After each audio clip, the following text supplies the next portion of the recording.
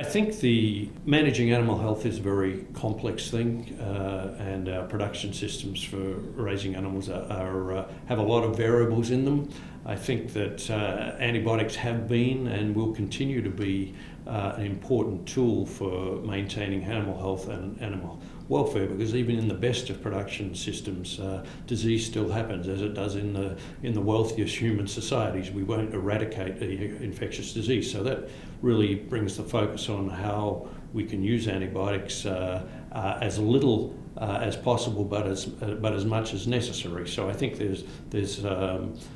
trade-offs that need to be looked at in terms of achieving animal reduction, which I think is a good goal to have,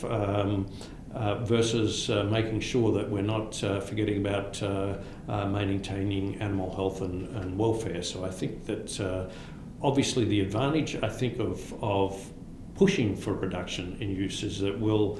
make veterinarians and producers focus more on preventive practices and management, so that they can improve those things and prevent disease more so than treating it after the fact. That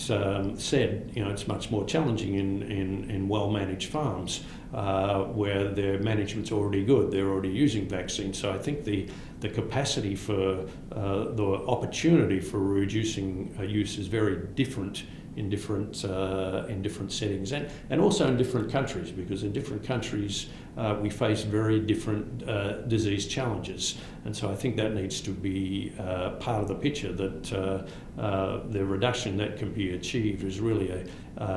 influenced by where you're starting from, because in some countries much use is much higher than others, and also what are the animal health challenges that have been faced in those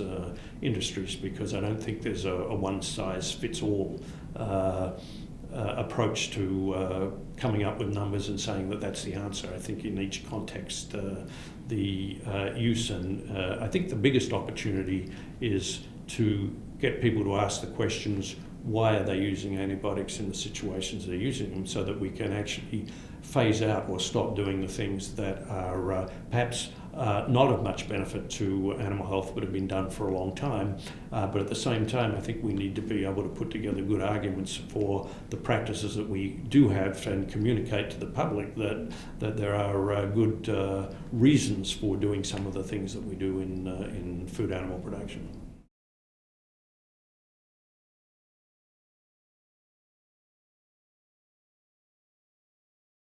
I think that probably the biggest thing is the variability of perspectives that are, we have a diverse group here, and so it was quite interesting moving from table to table and hearing the summary of the table I arrived at, where really the issues they'd spoken about were very different from the issues that are. So I think in the format, that different groups of people can actually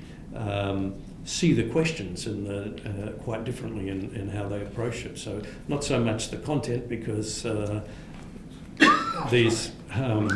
questions have been asked for a long time, and so there was not so much new issues, but I think different focus between of individuals on what they thought was important.